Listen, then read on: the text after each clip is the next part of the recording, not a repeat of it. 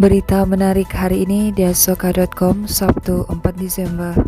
Baiklah, kita mulakan berita menarik hari ini dengan perkembangan COVID-19 di Sabah, di mana daerah dalam kumpulan 4 serangkai iaitu Kota Kinabalu, Tuaran, Kota Belud dan Ranau kembali menjadi penyumbang teratas kes harian COVID-19 di Sabah hari ini. Daripada 351 kes yang dilaporkan di seluruh negeri hari ini, daerah Kota Kinabalu menyumbang 59 kes, diikuti Tuaran 50 kes, Kota Belud 41 kes dan Ranau 33 kes. Jurucakap perkembangan harian COVID-19 Sabah, Datuk Seri Mas Manjun berkata daerah papar Penampang, Keninga, Beaufort dan Tenom turut mencatat kes 2 angka tetapi masih di bawah 30 kes. Secara keseluruhan jumlah kes COVID-19 di Sabah hari ini menyusut 23 kes daripada 374 kes malam, menjadikan jumlah jangkitan baru di Sabah sebanyak 351 kes hari ini. Sementara itu, rang undang-undang RUU untuk meminda perlembagaan persekutuan agar selari dengan kehendak Perjanjian Malaysia 1963 yang sedang dilaksanakan adalah hasil kegigihan Sabah dan Sarawak dalam memperjuangkan hak kedua-dua negeri. Ketua Menteri Datuk Seri Haji Jinor berkata beliau dan rakan sejawatannya di Sarawak menghantar tuntutan kedua-dua negeri berkaitan perkara itu melalui Majlis Khas MA63 yang dipengerusikan sendiri oleh Perdana Menteri. Taklimat khas itu disasar untuk memberi maklumat terperinci mengenai perkembangan terkini kepada adun berhubung tuntutan Kerajaan Sabah dan Sarawak yang dikemukakan kepada Kerajaan Persekutuan melalui MKMA 63. Pada program itu, Haji Ji turut menyaksikan penyerahan kuasa untuk mengeluarkan lesen perikanan laut dalam kepada kerajaan negeri yang diterima oleh Menteri Pertanian dan Perikanan Negeri Datuk Dr. Jeffrey Kitingan daripada Ronald. Sementara itu, Haji Ji yang juga Menteri Kewangan Negeri berkata sebuah jawatan kuasa teknikal yang dipengerusikan Datuk Seri Masri Manjun turut diwujudkan untuk melakukan rundingan bagi mendapatkan lebih banyak bahagian hasil sektor minyak dan gas daripada Petronas. Manakala timbalan Ketua Menteri Datuk Seri Bung Mokhtar Radin menyambut baik belanjawan 2022 berjumlah 4.596 bilion ringgit yang dibentangkan Ketua Menteri Datuk Seri Haji Jinor pada persidangan Dewan Undangan Negeri Sabah petang semalam. Bung Mokhtar yang juga Menteri Kerja Raya Negeri berkata belanjawan itu menumpukan usaha mengurangkan beban rakyat yang amat terkesan akibat penularan pandemik COVID-19 selain meningkatkan ekonomi negeri.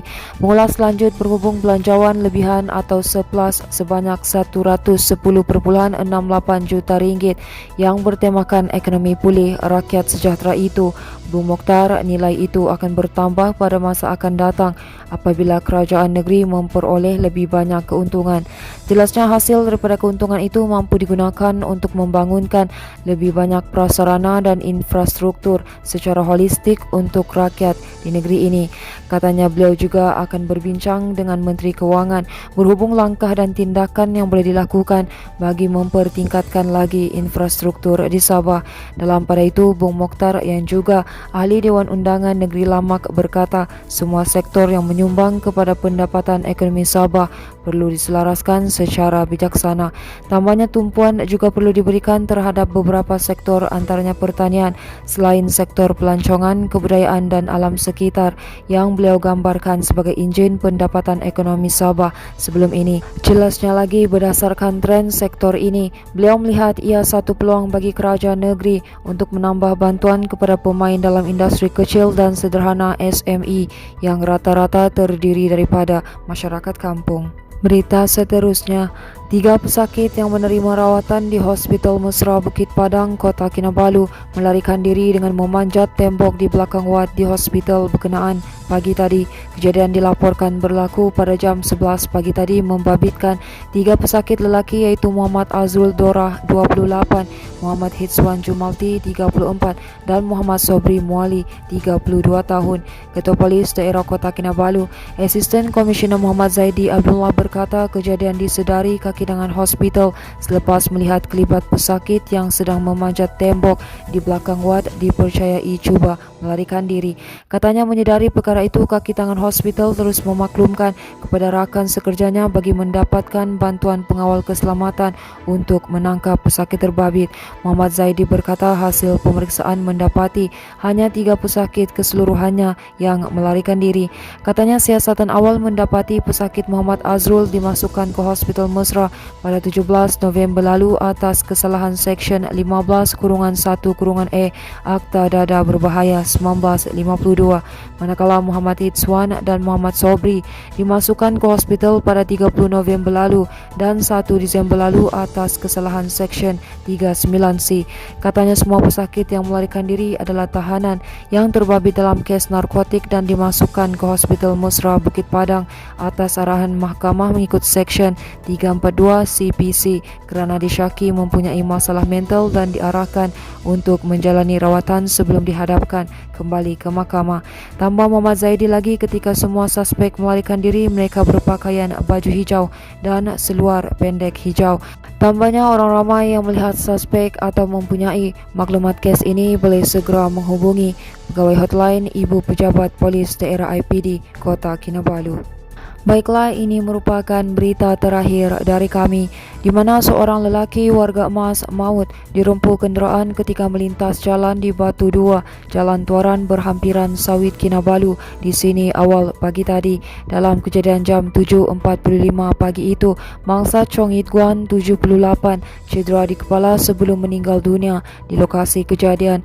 Ketua Bahagian Siasatan dan Penguatkuasaan Trafik Ibu Pejabat Polis Daerah IPD Kota Kinabalu Deputi Superintendent Joe Ak Hang berkata pihaknya menerima maklumat orang awam berlaku kemalangan melibatkan pejalan kaki dan kereta jenis Pro 2 Myvi. Katanya siasatan awal mendapati pemandu lelaki berusia 23 tahun dari arah Kopungit menghala ke Likas Damai dan sebaik tiba di lokasi kejadian, tiba-tiba seorang pejalan kaki dari arah sebelah kanan telah melintas ke kiri jalan. Disebabkan jarak yang dekat, pemandu cuba mengelak ke sebelah kiri namun tidak sempat lalu terkena pada bahagian kanan hadapan kenderaan dan akibat daripada pelanggaran itu, kepala mangsa terhantuk di hadapan cermin sebelum jatuh di atas jalan lorong sebelah kiri. Tambah beliau lagi, kenderaan pemandu terbabas di bahu kiri jalan dan mangsa kemudian disahkan meninggal dunia oleh pasukan perubatan. Mangsa disahkan meninggal dunia pada jam 7.55 pagi di lokasi kejadian. Baiklah, itu sahaja yang dapat kami kongsikan setakat ini. Teruskan bersama kami untuk mendapatkan berita komprehensif hanya di diasoka.com.